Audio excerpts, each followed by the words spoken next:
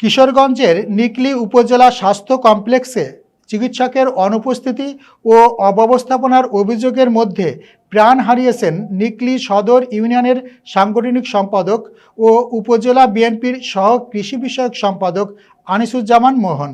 জরুরি বিভাগে চিকিৎসক না থাকা এবং রেফারের সময় অ্যাম্বুলেন্সে অক্সিজেন সিলিন্ডার খালি থাকায় পথিমধ্যেই তার মৃত্যু হয় বলে অভিযোগ উঠেছে। Senior staff reporter Sohel Rana জানান, এ ঘটনায় উপজেলা স্বাস্থ্য ও পরিবার পরিকল্পনা কর্মকর্তা ডক্টর সজীব ঘোষের বিরুদ্ধে অবহেলা, অনিয়ম ও দায়িত্বে গাফিলতির অভিযোগ তুলেছেন নিহতের স্বজন ও এলাকাবাসী। পারিবারিক ও প্রত্যক্ষদর্শী সূত্রে জানা যায়, গত ২৭ জানুয়ারি শারীরিক অসুস্থতা অনুভব করলে আনিসুজ্জামান মোহনকে দ্রুত উপজেলা স্বাস্থ্য কমপ্লেক্সের জরুরি বিভাগে নেওয়া হয়। অভিযোগ রয়েছে, সে সময় দায়িত্বপ্রাপ্ত কোনো চিকিৎসক উপস্থিত ছিলেন না। পরিস্থিতির অবনতি হলে পরিবারের সদস্যরা কর্তৃপক্ষের সঙ্গে যোগাযোগের চেষ্টা করেন। এমনকি মোহন নিজেও একাধিকবার ডক্টর সজীব ঘোষকে ফোন করেন বলে দাবি স্বজনদের, তবে তিনি সাড়া দেননি। রোগীর অবস্থা সংকটাপন্ন হওয়ায় চিকিৎসকের সরাসরি তত্ত্বাবধান ছাড়াই তাকে অ্যাম্বুলেন্স করে ভাগলপুর জহুরুল ইসলাম মেডিকেল কলেজ হাসপাতালে রেফার করা হয়। যাত্রাপথে তার শ্বাসকষ্ট বেড়ে গেলে স্বজনরা অক্সিজেন দেওয়ার চেষ্টা করেন। তখন দেখা যায় অ্যাম্বুলেন্সে থাকা অক্সিজেন সিলিন্ডারটি খালি। কিছুক্ষণের মধ্যেই তিনি মৃত্যুবরণ করেন। নিহতর স্বজনদের অভিযোগ, সময়মতো চিকিৎসা ও অক্সিজেন সরবরাহ নিশ্চিত করা হলে হয়তো তাকে বাঁচানো সম্ভব হতো। মৃত্যুর আগে চিকিৎসা না পাওয়ার কষ্ট তিনি প্রকাশ করেছিলেন বলেও জানান তারা। এ ঘটনার পর স্থানীয়দের মধ্যে ক্ষোভ ছড়িয়ে পড়ে। এলাকাবাসীর দাবি, দীর্ঘদিন ধরে হাসপাতালটিতে অনিয়ম, চিকিৎসক সংকট ও অব্যবস্থাপনা চলে আসছে। ডক্টর সজীব ঘোষের বিরুদ্ধে ডিউটিতে অনিয়মিত উপস্থিতি, চিকিৎসা সরঞ্জাম রক্ষণাবেক্ষণে গাফিলতি ও রোগী হয়রানির অভিযোগে তোলেন অনেকে। এ নিয়ে পূর্বেও বিভিন্ন গণমাধ্যমের প্রতিবেদন প্রকাশ ও মানববন্ধন হয়েছে বলে জানা গেছে। তবে অভিযোগ অস্বীকার করে ডক্টর সজীব ঘোষ বলেন, চিকিৎসায় কোনো অবহেলা হয়নি। সিসিটিভি ফুটেজে বিষয়টি স্পষ্ট রয়েছে বলেও দাবি করেন তিনি। যদিও গণমাধ্যমকে তাৎক্ষণিকভাবে ফুটেজ দেখানো সম্ভব হয়নি তার পক্ষে। এ ঘটনায় স্বাস্থ্য ও পরিবার কল্যাণ মন্ত্রণালয়ের সংশ্লিষ্ট দপ্তরে লিখিত অভিযোগ দেওয়া হয়েছে। অভিযোগের অনুলিপি বিভাগীয় কমিশনার ঢাকা, মহাপরিচালক স্বাস্থ্য অধিদপ্তর, জেলা প্রশাসক ও সিভিল সার্জন কিশোরগঞ্জ সহ সংশ্লিষ্ট দপ্তরে পাঠানো হয়েছে। কিশোরগঞ্জের civil surgeon doctor Abhijit Sharma বলেন, ঘটনাটি তদন্ত করে অভিযোগ সত্য প্রমাণিত হলে সরকারি বিধি অনুযায়ী প্রয়োজনীয় ব্যবস্থা নেওয়া হবে। স্বাস্থ্য ও সেবা বিভাগের সচিব ডক্টর সাইদুর রহমান জানান, বিষয়টি গুরুত্ব সহকারে দেখা হচ্ছে এবং প্রয়োজনীয় ব্যবস্থা গ্রহণ করা হবে। এ ঘটনার সুষ্ঠু তদন্ত ও দোষীদের দৃষ্টান্তমূলক শাস্তির দাবিতে এলাকায় তীব্র উত্তেজনা বিরাজ করছে। আপু সেবা পাইনি বা চিকিৎসা পাইনি, আমাদের এই আক্ষেপ নিয়ে বেঁচে থাকতে হবে। ডাক্তার না পাওয়ার কারণে বাড়ছিল, যদি প্রথমবার ডাক্তার পাইতো তাহলে হয়তো এতটুকু অস্থিরতা বাড়তো না। আমার বাবার কান্দে দিতে পারবেন, বাবা রান্না আমার বাবার দান্ডে দিতে পারবেন। আমি আমার বাবার চাই, আমি আর কিছু চাই না। আপনারা সবাই আসুন, আল্লাহ রহমতে সবাই আল্লাহ বাঁচা দেন। আমার বাবার মুখে লাগান মুখে আমি দেখি না। আমার বাবা যে কি বাবা আছেন, আমার কি হয়ে গেল আমি বুঝতে না। কিচ্ছু হয়েছে না বাবা, আমি বাল্লা সাহেব সুন্দর বাচ্চা সব কিনতে গেছে, সব কিছু মোজা কিনতে গেছে, বালা কিচ্ছু হয়েছে না।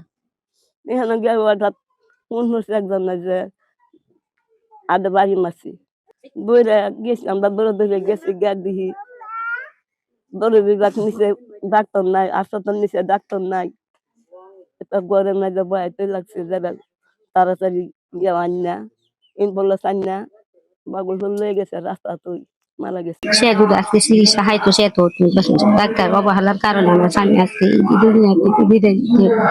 ডাক্তারে দিয়ে অ্যাম্বুলেন্সের মধ্যে আমার স্বামী অক্সিজেনটা লাগাই দিছে, সেটি কি সঠিক হয়েছে না কিছু জানি না। আমার স্বামী 3 বার বলছে যে রুগী অক্সিজেন তো আমার কাজ করতে আসে না, যাতে কি অবহেলা, চিকিৎসার অবহেলার কারণে যাতে না হারায়। আমি এই বিষয়টা দেখছি, মোহন যখন তার পরিষদে কাজ করছিল তখন তার বুকে ব্যথা ওঠে, একটা স্টলে বসা ছিল এবং আমারই চাচা আমাদের চাচা ওনাকে হাসপাতাল নিয়ে আসেন, জরুরি বিভাগে নিয়ে আসার পর সেখানে কোনো একটা কর্তব্যরত ডাক্তার ছিলেন না। অক্সিজেন যে সিলিন্ডার লাগাইছে সেটাতে অক্সিজেন ছিল না। পরস্পর আমি শুনতে পাই এবং কর্তব্যের যিনি টিএস মহোদয় আছেন ওনাকে জানানোর পরেও উনি তাৎক্ষণিক আসেন নাই। তারপরে যারা ছিল এই যে সুইপার বা এরাই চিকিৎসা দিছে, এরাই প্রেফার করছে। আমি খুবই দুঃখিত এবং বারাক্রান্ত হৃদয়ে বলছি, সেটা যেন যথাযথ কর্তৃপক্ষ যথাযোগ্য তদন্তের মাধ্যমে এটা সঠিক বিচার করেন। এটা আমার এবং আমার এলাকাবাসীর দাবি। বুক ব্যথা নিয়ে আইসি পরে তো ডাক্তার নাই পরে একজন দাঁড়িউল্লাহ লোক মালি উনি বড়ি খাওয়াইছে পরেই লাম গাম ছুটে গেছে না, এখানে কাটতে গেছে পরে এখান থেকে উনি লয়ে গেছে, উনি মারা গেছে। নিকলি হসপিটালে একজন রোগী নিয়ে গেলে ওনারা প্রাথমিক চিকিৎসাটা পর্যন্ত ওনারা দেয় না, শুধু ডাইরেক্ট রেফার করে দেয়। ওই রেফার বাণিজ্যটা যেন বন্ধ হয় সেই জন্য সকলে দৃষ্টি আকর্ষণ করছি। আনিসুজ্জামান মোহন একজন জনপ্রতিনিধি ছিলেন, মানুষের জন্য কাজ করতেন। আমি বলবো একজন জনপ্রতিনিধি না, যে কোনো নাগরিক তার চিকিৎসা ব্যবস্থা পাওয়া তার জন্য হকদার। রাষ্ট্রীয়ভাবে আমরা আমাদের সেবা পেতে পারি।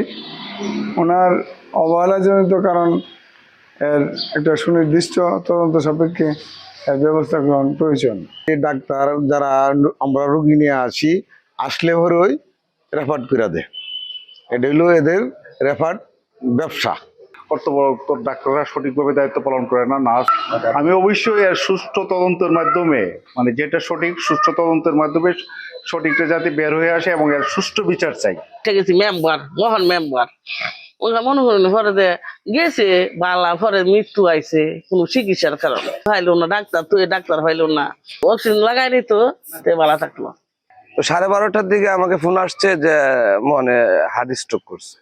করলাম অ্যাম্বুলেন্সে, নিকলি মেডিকেলের অ্যাম্বুলেন্স করলাম, অক্সিজেন ওনারাই দিয়ে দিচ্ছেন। কিছু দূর যাওয়ার পরে মনে বলতেছে যে রফিকে অক্সিজেনটা তো আমার ভিতরে যাচ্ছে না। তারপরে আমি যে ড্রাইভার সাহেবকে বললাম যে অক্সিজেনটা কি চালু না নাকি বন্ধ, বলতেছে অক্সিজেন তো চালু। তা আমি বলতেছি আপনি শুনতে পাচ্ছেন না যে অক্সিজেনটা যাচ্ছে না, তো অক্সিজেনটা কেন কাজ করতেছে না, অক্সিজেনে কি কোনো ট্রাবল আছে কিনা? উনি বলতেছে কোনো অক্সিজেন কোনো ট্রাবল নাই। তো আবার আর কিছুক্ষণ পরে যাওয়ার পরে বলতেছে যে আমাকে আরেকটু আগে হয়তো বা নিলে একটা কিছু এই আল্লাপাক চাইলে হইতে পারতো, কিন্তু আমার অবস্থা এখন ভালো না। মেডিকেলে আমাকে সময়টুকু পার করে ফেলছে মালি আর ওয়ার্ড বয় চিকিৎসা করে। তো বাগলপুর মেডিকেল নিয়ে যাওয়ার পথে মরহুম আনিসুজ্জামান মোহন সাহেব আমাকে এই কথাগুলো শেয়ার করলেন। স্বাস্থ্য কমপ্লেক্সের ডাক্তারের অবহেলার চিকিৎসার কারণে উনার যে আজকে পরপারে চলে গেছেন, উনাকে তো আমরা পাবো না। যেন অদূর ভবিষ্যতে যেন আর এরকম ধরনের কোনো ভুক্তভোগী না হয়, কারো ভাই হারাতে না হয়, কারো স্বামী না হারাতে হয়, কারো আত্মীয় স্বজন যেন এই চিকিৎসার অভাবে মারা না যায়। এটা সঠিক তদন্তর মাধ্যমে আপনারা সঠিক বিচার আমি দাবি করছি। স্বাস্থ্য কমপ্লেক্সের ডাক্তারের ইয়াতে আমি একটা অভিযোগ দাখিল করেছি। আমি ওনার বাইস্তির জামাই হিসাবে। আমার নাম মোহাম্মদ রাজন আহমেদ রফিক। আমরা ইউপি সদস্য মোহন যিনি আছেন, উনি আমাদের হসপিটালে হৃদরোগে আক্রান্ত হয়ে আসেন এবং এর প্রেক্ষিতে আমাদের জরুরি বিভাগে, যেহেতু একটা উপজেলা স্বাস্থ্য কমপ্লেক্স, প্রাথমিক চিকিৎসা দিয়ে ওনাকে রেফার করা হয়। ওয়ার্ড বয় এবং মালি দুইজন ছিল, তারা তাকে চিকিৎসা দিয়েছে এবং তাকে চিকিৎসা দিয়ে তাকে তার মোহনের পকেটে 4টি ট্যাবলেট ছিল, সেই ট্যাবলেট গুলো আপনার ওয়ার্ড বয় এবং মালি তাদেরকে খাওয়াইছে। আপনার অক্সিজেন দিয়েছিল, অক্সিজেনের সিলিন্ডারে অক্সিজেন ছিল না এবং আপনাকে ওনাকে টেলিফোন করে পাই নাই এবং আপনারা একাধিকবার ফোন করলেও আপনারা ধরেন না, তাকে ওয়ার্ড বয় এবং মালি তাকে চিকিৎসা দিয়েছে। আপনাদের দায়িত্বের এই অবহেলার কারণে সে তার মৃত্যু হয়েছে। এই অভিযোগ সম্পূর্ণ ভিত্তিহীন। কারণ হলো ওনাকে আসার পরে আমাদের হসপিটালে যে সকল ঔষধ একটা হৃদরোগ রোগীর জন্য জরুরি বিভাগে রাখা দরকার, এগুলো আমাদের সবকিছু আছে। ইভেন আমাদের নিডুকার স্প্রে যেটা জিহ্বার নিচে দেওয়া হয়, এটাও আমাদের আছে। ওই আয়াত চিকিৎসার জন্য চিকিৎসক আছেন আমাদের হাসপাতালে, যে চিকিৎসক আছেন তারা চিকিৎসার জন্য এনাফ, মোর দেন এনাফ। আমরা ওয়ার্ড বয় আয়া দিয়ে চিকিৎসা করা, এটা অমূলক একটা ভ্রান্ত ধারণা এবং ওনাকে অনকলে ছিলেন, যেহেতু চিকিৎসক অনকলে ছিলেন, উনি এসে সাথে সাথে রোগীকে ওষুধ খাইয়ে রেফার করেছেন। মনে হয় এখানে কর্তব্য গাফিলতি বা অন্য কোনো সুযোগ হবে আমার মনে হয়। আমি ওই সিসি ক্যামেরা আলাদা আমি দেখাতে পারবো। আপনি আপনি আপনি দেখেন, আপনি ইসিজি করতে চাইলে এখনো ইসিজি আপনার চালু আছে। আমাদের কাছে আরেকটা অভিযোগ রয়েছে যে ডাক্তার সংকট আপনাদের এখানে এমনিতেই, কিন্তু আপনি প্রায়ই ডাক্তার সংকটের মধ্যে আপনি অফিস করেন না, ছুটি ছাড়াই আপনি অফিসে আসেন না। যেমন গতকালকেও ছিলেন না, পরশু দিনও ছিলেন না, আজকে আপনি অফিস করছেন। সিসিটিভি ফুটেজে আপনার এটা সংরক্ষিত হয়তো রয়েছে, এটা আমাদের কাছে ইনফরমেশন আছে। অমূলক কথা এবং ভ্রান্ত কথা। ইভেন আপনারা এটা অবগত থাকেন যে আমি কালকে আপনি ছিলেন, শুধু এই অফিসটাই কিন্তু আমার জুরিসডিকশন না। আমার করে যদি অভিযোগ সত্যি প্রমাণিত হয় তাহলে বিধি মোতাবেক ব্যবস্থা নেওয়া হবে। যদি উপরে লেখা লাগে সেটা লেখা যাবে, কিংবা যদি লোকালে আমরা ব্যবস্থা নেওয়ার মতো ক্ষমতা থাকে আমার, তো আমরা সেইভাবে ব্যবস্থা নিব। মানে বিধিতে যা আছে আর কি, ওরকম সরকারি চাকরি বিধিতে যে ব্যবস্থা নেওয়ার কথা আছে ওইভাবে ব্যবস্থা নেওয়া হবে। যে কোনো অভিযোগ, শুধু এই অভিযোগ না, আপনি যেটা বলছেন যে অন্য কোনো যে কোনো অভিযোগ যদি হয়, যে কোনো অভিযোগ করতেই পারে, প্রমাণিত হলে ওই অনুযায়ী ব্যবস্থা নেওয়া হবে।